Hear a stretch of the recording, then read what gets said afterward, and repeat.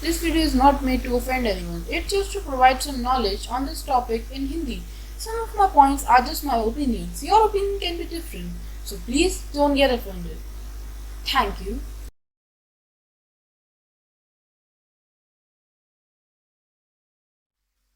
यह वीडियो किसी को ठेस पहुंचाने के लिए नहीं बनाया गया है। यह सिर्फ इस विषय पर हिंदी में कुछ ज्ञान प्रदान करने के लिए है। मेरे कुछ पॉइंट सिर्फ मेरी राय है, आपकी राय मेरे से अलग हो सकती है। कृपया नाराज न हो। धन्यवाद। हाय गाइस, स्वागत है आपका मेरी नई वीडियो में। और आज की वीडियो में बात करने वाला हूँ पैलेस्टीनियन इजरायली कॉन्फ्लिक्ट के बारे में। पैलेस्टीनियन इजरायली कॉन्फ्लिक्ट एक्चुअली में एक बहुत ही इंपॉर्टेंट कॉन्फ्लिक्ट है मिडिल ईस्टर्न रीजन के लिए और वर्ल्ड के लिए करंटली, क्योंकि पैलेस्टीनियन इजरायली कॉन्फ्लिक्ट जो है एक ज्यूज और मुस्लिम्स के लिए बहुत ही इंपॉर्टेंट कॉन्फ्लिक्ट है, जो कि दो बड़े बड़े रिलीजन है और बहुत बड़ी पॉपुलेशन इन दोनों रिलीजन के अंदर आती है। ये जो कॉन्फ्लिक्ट है ये मेनली एक, मैं आपको इसका वो देता हूँ, रिलीजियस कॉन्टेक्स्ट क्या है इसका रिलीजियस कॉन्टेक्स्ट ये है कि as an historical important areas the whole of three main religion, तीन रिलीजन, क्रिश्चियंस, ज्यूज और मुस्लिम्स, थ्री रिलीजन। आप समझ रहे हो, एक एरिया के ऊपर तीन, जैसे अभी हमारा राम मंदिर वाला हुआ है, वैसे ही एक एरिया पे आप अब समझो यहाँ पे दो था, वहां पे तीन रिलीजन एक साथ लड़ रहे हैं उस एरिया को कब्जाने के लिए। वो बोल रहे हैं नहीं ये एरिया मेरा है, वो बोल रहा है नहीं नहीं नहीं ये एरिया मेरा है, वो बीच वाला बोल रहा है अरे भाई हम एरिया तो मेरा है, तुम दोनों कहां से आ गए यहाँ पे। मेनली एक क्या नाम है पॉइंट है, और सारे रिलीजन के जो बुक्स है उसमें ये जगह जो है बहुत मेन है, ये तीन रिलीजन। और इसके अंदर, इन तीन रिलीजन के अंदर एक बहुत ही क्या नाम है, बहुत ही ज्यादा पॉपुलेशन आती है इन तीन रिलीजन, क्रिश्चियंस, ज्यूज और मुस्लिम्स के अंदर। एक्चुअली ये जो पैलेस्टीनियन इजरायली कॉन्फ्लिक्ट है ये मेनली जो है ये रिलीजियस कॉन्टेक्स्ट के ऊपर बेस्ड है। पैलेस्टीनियन इजरायली कॉन्फ्लिक्ट मेनली कुछ वो मतलब ऐसे बोल नहीं सकते किसी की एक बंदे की गलती है। पैलेस्टाइन का हथियार वो रहे हैं इजराइल वाले, और इजराइल क्या नाम है, इजराइल जो है वो पैलेस्टाइन जो है ये जैसे हम मान ले कि गाजा स्ट्रिप है, उनको हत्या हुआ है, वो टेररिज्म अटैक्स कर रहे हैं इजराइल के ऊपर, तो गलती दोनों साइड से है। क्रिश्चियन जो है इसको कंसिडर करते हैं as a birth place of Jesus. आपने बेथलियम सुना होगा, बेथलियम।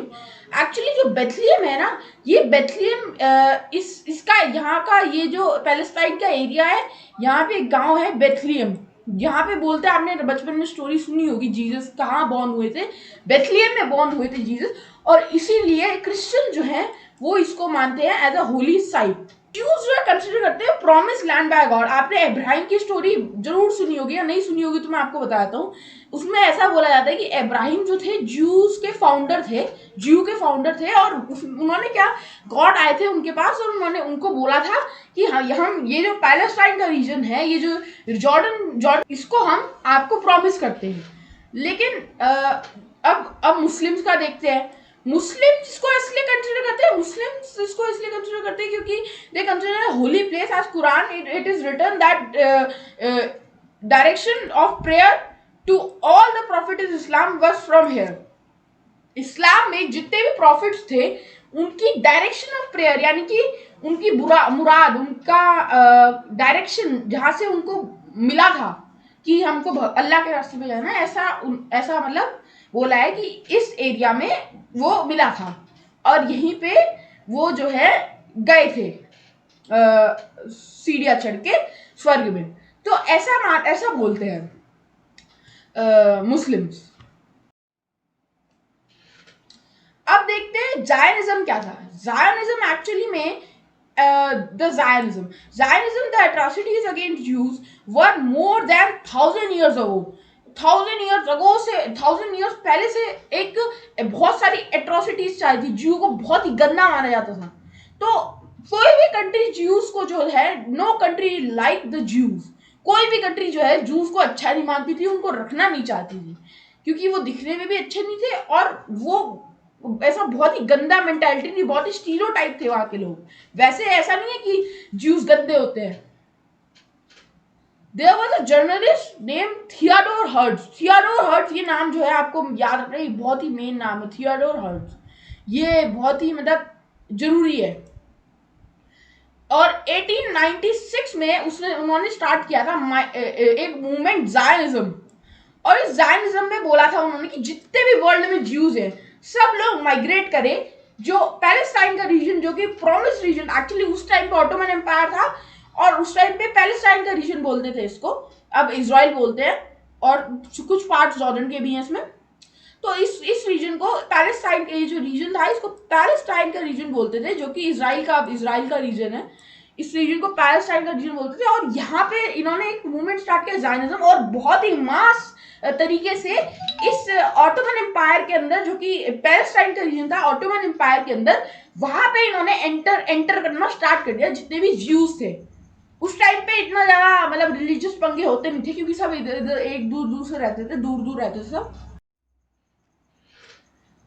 अब क्या हुआ, अब आया वर्ल्ड वॉर का टाइम, और जब वर्ल्ड वॉर आती है तो सारी कंट्री स्ट्रिक्ट चल रही है।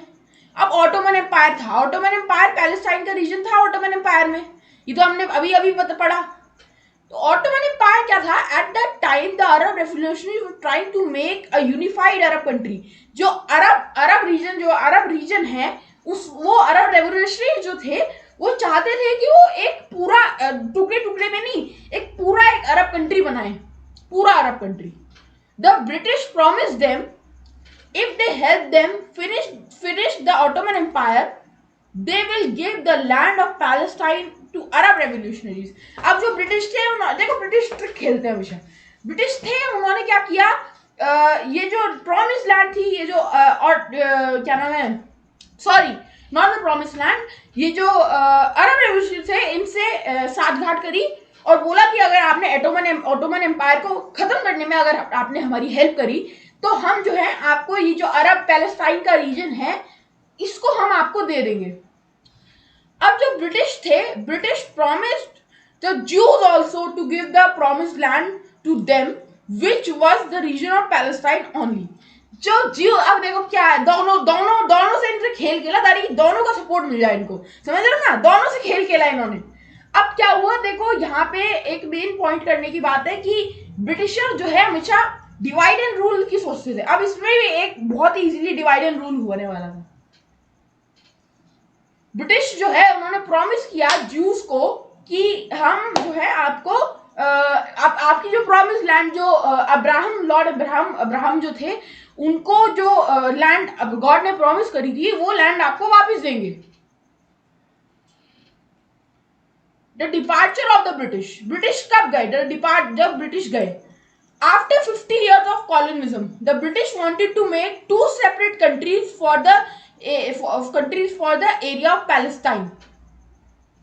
अब ब्रिटिश जब जाने वाले थे, क्योंकि वो बहुत ही थक गए थे, वर्ल्ड वॉर 2 हो गई थी, तो ब्रिटिश जाने वाले थे, तो उस टाइम पे उन्होंने सोचा कि हम दो, क्योंकि लड़ रहे थे उस टाइम पे ज्यूज और अरब, तो उस टाइम पे उन्होंने सोचा कि हम दो कंट्रीज बनाएंगे, जिसमें एक ज्यूज की कंट्री होगी, पैलेस्टाइन एक अरब की कंट्री होगी।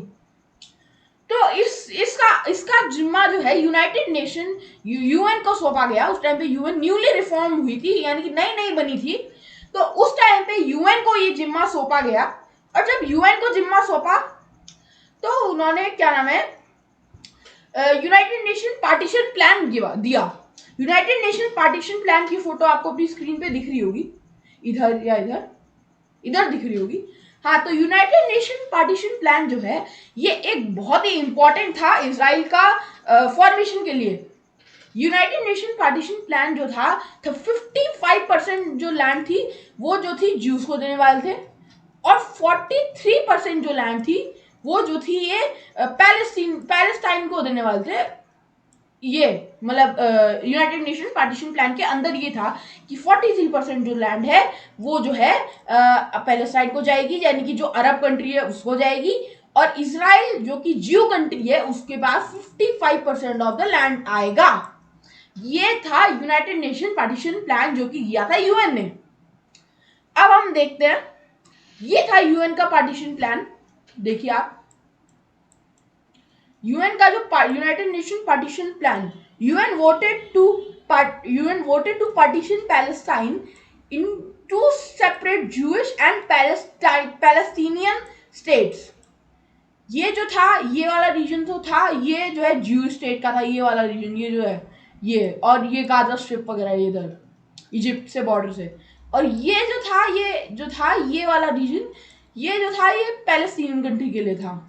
अब क्या हुआ, जो क्या नाम है, हाँ, जो अरब लोग थे वो इसके लिए बिल्कुल खुश नहीं थे और उन्होंने इजराइल के अगेंस्ट वॉर स्टार्ट कर दी। अब जब उन्होंने वॉर स्टार्ट कर दी, अब वॉर डिक्लेरेशन वॉर का कर दिया उन्होंने, यूएन नेबरिंग अरब countries weren't United Nation partition plan weren't satisfied यहाँ पे satisfied लिखा था, weren't satisfied with United Nation partition plan. They weren't satisfied with United Nation partition plan. They said they thought that this was another mischief, क्योंकि उनको पहले से धोखा मिल चुका था। ये मैं बता रहा हूँ, ब्रिटिश जो है ये बहुत पुराना, अब तो खैर नहीं, अब तो है, मतलब अब तो अपने बॉर्डर के अंदर ही रहते हैं। पुराने जमाने में बहुत ट्रिक्स खेली है ब्रिटिशर्स ने। ब्रिटिशर्स ने अब उन्होंने सोचा, मतलब सॉरी नॉट ब्रिटिशर्स, अरब ने सोचा कि ये एक अलग अनदर मिस्टीव है, अनदर एक मतलब वो है कुकर में ब्रिटिशर्स के द्वारा इस एरिया में इन्फ्लुएंस बनाने की, क्योंकि ज्यूज जो थे उस टाइम पे ब्रिटिशर्स के साइड में थे। तो अब उन्होंने कहा कि हम तो ये नहीं होंगे, हम वॉर कर देते हैं, और British to maintain the influence in the middle eastern, so they declare the war against the Israel. उन्होंने इजराइल के अगेंस्ट वॉर स्टार्ट कर दी। इस वीडियो के लिए इतना ही। मेरी दूसरी वीडियो जो कि इसका पार्ट 2 बहुत ही जल्दी आएगा, और उस वीडियो में मैं अरब इजरायली वॉर के बारे में बताऊंगा।